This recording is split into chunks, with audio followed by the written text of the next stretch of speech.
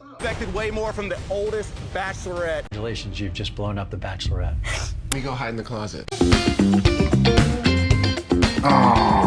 Hey y'all, welcome back to my channel, or if you're new, welcome to my channel. Today I'm getting into tonight's episode of The Bachelorette, season 3. Yeah, so I feel like the first hour, maybe 30 to 40 minutes was really dragged out, but still a lot happened, and now we have a really interesting trailer at the end. So let's get into it. I have my notes per usual. So the beginning, it started out hot. It started out like, okay, we're gonna start talking about Yosef. Yosef is coming in for the past 2 episodes, it feels like, there's only been 3, saying Claire's classless, Claire's classless, Claire's like, it's just constant Yosef just yapping. I'm like, when are you finally gonna tell her that you're not into her, you're just not feeling it anymore? Like, it was a really long time coming, so I was like, is he gonna finally do it? Are they gonna make it the whole episode? Like, what's going on? And he's like, she had some raunchy behavior and was classless and all this stuff, and like just all this dislike towards her, and said that she had red flags. So eventually he interrupted a date with, I forgot who it was, to like, hey Claire, can I talk to you?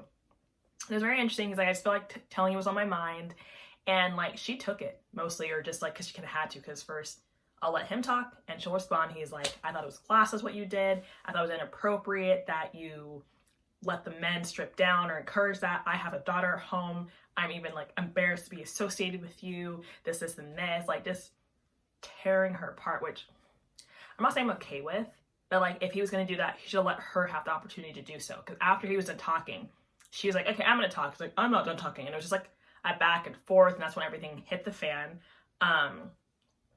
It hit the fan hard because she was like, I just need to talk. I need to talk. I didn't know I was going to ever have to do this again. I never thought I was going to tell a man this, but I don't want you to be the father of my children. Or like, I just don't see that. Like, you're just not that. And he's like, that's good because you're not woman enough or something to be the mother of my child. And I'm like, it is wild, because I think it's been max a week that's elapsed for all these conversations to be happening, for this fire, for this anger, just this distaste towards each other. I was just like, this is just not going to end one again. It was like the first 15 minutes or so that's passed at this point, including commercials. And yeah, like there's no way that this guy's gonna stay for the rest of the season, let alone the rest of the night. So they did send him home, or she sent him home. You see him get in the car and everything. She goes out to talk to the guys, and she's like, sorry guys, like I can't continue the cocktail night or like the evening. We're just gonna have the rose ceremony and like push it. And I feel really bad because I feel like there's just been so many situations that's kept happening throughout the season. It's only been 3 episodes, and these guys are just not having the opportunity to talk to her. There's just no conversation, except for Dale, which we'll get into. It's just like, oh, the nights end early. Oh, I'm having a bad time. It's like, are you even talking to these guys? There's so many guys in this group, and you're not even discussing, like, getting to know them. I don't even know any of their names except Easy, because he's a character with the salmon suit at the beginning of the season, and Dale. And there's like some other ones, but like, you know what I'm saying? Because like, she's not really talking to them. She's not giving them her attention. But when that was going on though, a lot of the guys like came up to defend her, because you could hear it getting really amplified. It was outside, so they came to defend her and was telling him to like leave, like you're doing too much, you're saying too much. And here comes Dale to the rescue to comfort her. And again, at least someone did. I guess it's best that one of them tried to comfort her, because it'd be kind of awkward. They weren't like defending her or holding her to try and say like that's not okay what he was saying. He was spitting out, you're the oldest Bachelorette in history. Okay, and then what? You knew that she was the oldest when you signed up, but I guess he was saying that in spite of like whether she was mature enough or the way she was behaving and everything. But it's just like, that was too much. It's just too much. Let me go through my notes to see if I missed anything. And the rose ceremony hadn't even happened, and Claire was saying, I'm falling in love with Dale. I said, I mean, maybe because they're in quarantine in a hotel, they're not really going out and doing this and this, and that's the one guy you've been giving your attention to. It could happen, but I'm also like, could it? Because like, you're still seeing like 20 guys at the same time, so how can you fall in love with one? But you know what, again, I don't even know the other guy's name, so maybe it's possible in this situation. They have their group date that she's supposed to have, and like with the other guys, and some of them are like, I don't want the group date, I kind of want a single, things like that. And they're kind of just left waiting. They're just like, okay, we're gonna go on this date, we're going on this date. And then she has a conversation with the first either Bachelorette or the first winner of the Bachelor. I'm not really sure her history, but I'm just gonna zoom past that. There was just a lot of reminiscing. It was boring. I was like, okay, like this is just filler for this episode. And they're waiting, and that's what she was attending to, that she couldn't go on the date with them, because in the end, she's like, hey guys, sorry, I'm not gonna have the date. We're just gonna push it and have like a cocktail night. And it's like, that sucks. So they were just left waiting. Like, you were having this willy-nilly conversation, girl gossiping, these guys are just waiting on you again. There's so many guys for her to get through, for them just had to get snubbed all the time, including Dale, because Dale was in that group. And then the night happened. They sit down, that first little group, and Dale's like, hey, can I talk to you? And I'm like, again, that's what you're supposed to do in Bachelor, Bachelorette, all these dating shows, so you can get your impression across. But I'm like, this man has been in, out, every conversation, the start of every conversation, and like his name's in conversations with not in the room, he's questioned about, and like, he's like, I'll be gone for 5 minutes. They're making out, they're doing whatever, they're hooking up nearly. And it apparently is 40 minutes or an hour, according to the rest of the guys on that first group. And they were just pissed. Easy goes to go and like knock on the door and like interrupt it basically.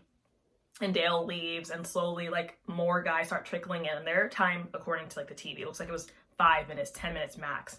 And she even, I think, muttered to like the producers, like, can we rush through them? Like, I'm trying, I don't know, like, I'm like, you're just not giving anyone attention. You're not even giving them the time. They put their lives on pause to come for this show for you just to be centering all your attention on one person. That's not fair. To the point that the last guy, that first group, Dale stumbles into the room like, oh, sorry, can I come? Oh, I didn't know can I come talk to you? Whatever. Talks to her. And then he goes, the guy that got snubbed told the rest of the group, and they're just like pissed. And I'm like, I don't blame you. Like, this guy already had an hour, and then they had 5 minutes, and someone interrupted that. And then when Dale came to go and like defend his situation, he was like, yeah, I just kind of went from the bathroom to, I just didn't know what was going on. I didn't know who, which is his part. He said, I didn't know who was going to be in there. Fair. But you do know that they're all going to try to get to know her. So she's going to be somewhere with somebody. So for him to be like, I don't, yeah, I just don't really know where I was. Like, the man's 31, I think. So he's a grown-ass man. For him to try and be stumbling, mambling, rambling, getting his lies mixed up. I was like, just confess that you were just trying to talk to her like everybody else. But you do know everyone else is trying to do the same thing. So that's not fair. Let's see. But then when Dale is either talking or cuts in front of everybody else's faces are always just like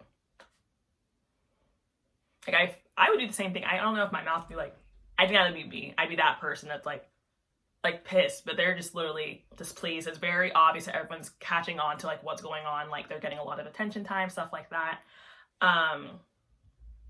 But then he kind of at the end of it was like, I'm the best man suited, or I'm the best one. Like, in what means? Like, how are you measuring that? Just because like you're the one who happens to be getting all the attention because you're cutting off time for everyone else, or you're just that cocky and you're thinking you're the best man? Like, what?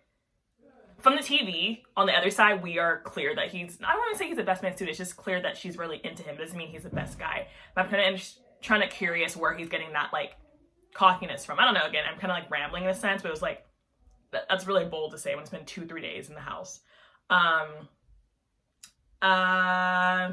Claire goes on a solo date with Zach, who I only knew his name was Zach because right before that he had like Zach written on, and I was like, okay, Zach, that's like his name. And woof, this thing got heated. So they have their spa day, it's pedicures, manicures. I literally thought that was going to be the extent of the whole date. I was like, there's nothing else that's going to happen. And then they go to the pool, he hops in, she jumps on her floaty toy, and then they were supposed to have like a dinner after that. So he probably had like the best potential to have like alone time outside of Dale. But also in her little voiceover, she's like, wow, I'm thinking about Dale. I wish Dale was here. Wow, I can't even stop thinking about him. Like, you're on a whole nother date with another guy, but whatever, this is a boring date. When it's over, we're gonna go back to the group date, right? And then homegirl, I had to go on Twitter and search for this clip because I wasn't really sure. I literally looked away when this happened. But homegirl grabbed his neck, leaned, or I don't say grabbed, she held his neck, leaned in for the kiss, and lingered there for a few seconds.